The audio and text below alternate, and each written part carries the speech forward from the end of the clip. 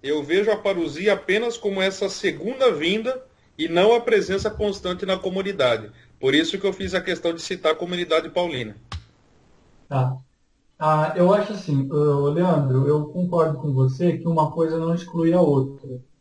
Quando eu disse no começo que parece que essa ideia de parousia, dessa vinda de Jesus, ela é trabalhada no Apocalipse de João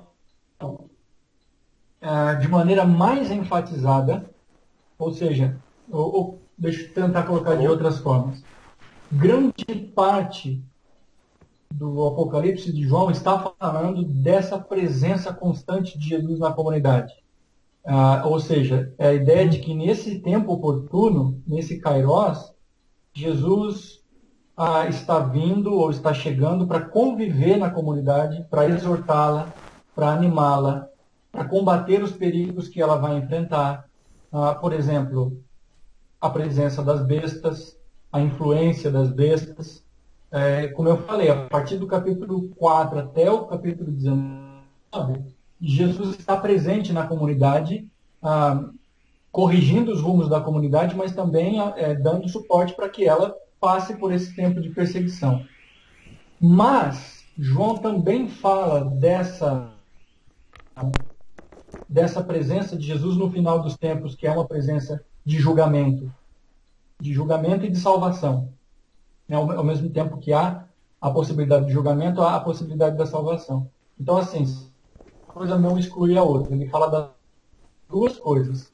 Só que parece, pelo menos ao meu ver, parece que ele está dando muito mais ênfase à presença de Cristo nesse momento de perseguição da comunidade, ou seja, está tentando passar a mensagem para a comunidade que Jesus está presente em meio à perseguição, que Jesus está presente na vida da igreja nesse momento. Ela não tem que esperar uma vinda lá no futuro para que as coisas aconteçam e para que ela seja salva. Não, ela pode experimentar a presença de Jesus hoje, na sua história, no seu presente. E nesse sentido, Daniel, eu vou discordar um pouco de você que ela deixa de ser pastoral, ela está em contraste com a comunidade de Paulo. Eu acho que essa perspectiva é profundamente pastoral. Quando você cuida da comunidade em tempo de crise, quando você apresenta para a comunidade que Jesus Cristo está presente e atuante na comunidade. Então, sim, é místico no conceito de presença, mas na prática é extremamente importante para a comunidade saber que Cristo está presente nesse momento difícil. E então, o que eu queria dizer é o seguinte: se isso for dessa forma, como eu estou colocando aqui essa possibilidade, João está dando ênfase nessa presença, se essa possibilidade for realmente viável, então a mensagem do Apocalipse não está focada na segunda vinda, mas em sua gloriosa manifestação, ou seja, na parousia, agora no presente histórico da comunidade. Então, veja, a gente discutiu há algumas semanas atrás, né, que o conceito de parousia, literalmente estar ao lado, é a presença física de alguém. Mas, conforme o tempo foi passando, essa palavra foi adquirindo outros significados.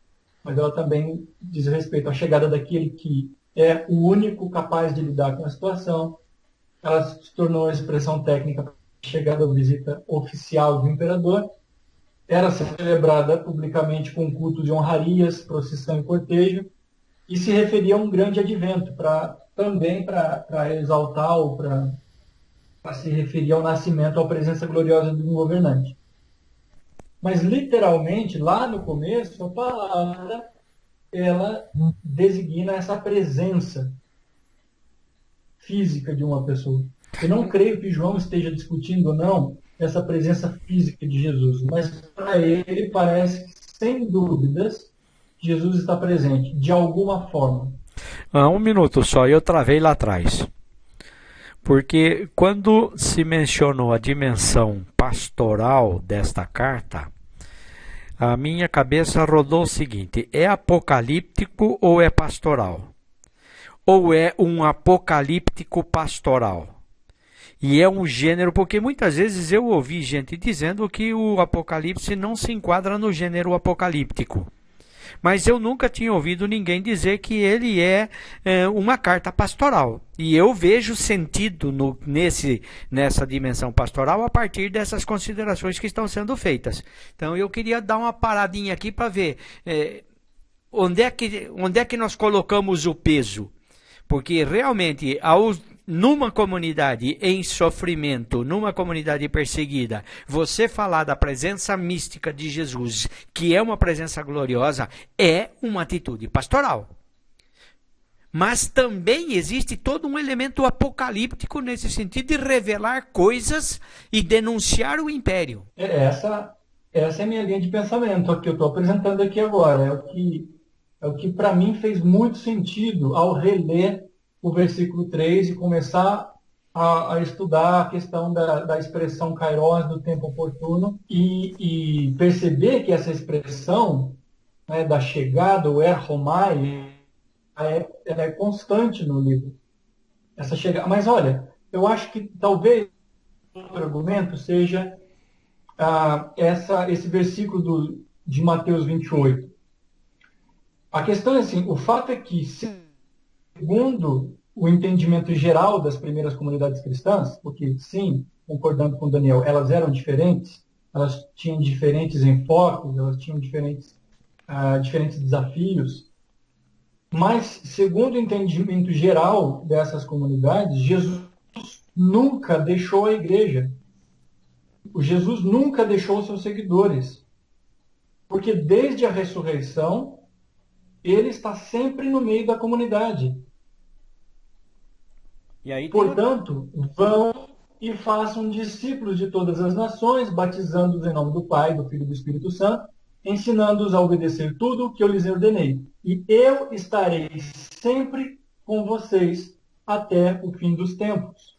Essa mesma dimensão você vai encontrar no Evangelho de João, quando diz: eu irei e voltarei e farei em vós morada, nesse sentido de que ele foi, mas mandou o Espírito e faz morada em nós sem interrupção, sem lapso de interrupção entre a morte, ressurreição, ascensão e início de igreja. E se nós cremos numa fé trinitária, é a Trindade que está presente. Sim. Então, nesse caso, a expectativa maior e mais intensa da comunidade aqui de João, do Apocalipse, ou as comunidades cristãs de maneira geral, não seria sobre a segunda vinda de um Jesus que subiu aos céus e permanece distante do povo como se fosse um Deus grego, impassível.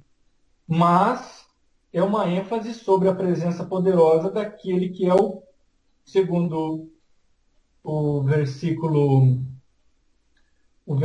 6 do primeiro capítulo, ou melhor, versículo 5, é a presença poderosa daquele que é o príncipe dos reis da terra. Mas versículo 5 de onde? Aquele que é no primeiro capítulo de Apocalipse. Tá. Eu deveria ter colocado aqui na tela, mas não coloquei. Versículo 5, dê uma olhada aí. Aquele que é o príncipe dos reis da terra. Ou seja, Jesus aqui como o governante, aquele que tem o poder. Sei. No versículo 6 ele vai falar, é a presença desse Jesus que é aquele que é, aquele que era e aquele que há de vir. Uma outra coisa... Diga. Não, só para não perder o fio aqui, a gente não pode entender que essa presença seria o Espírito Santo, o Consolador que seria enviado? Não, sem problema nenhum. O que eu estou dizendo é que a Trindade não é dividida.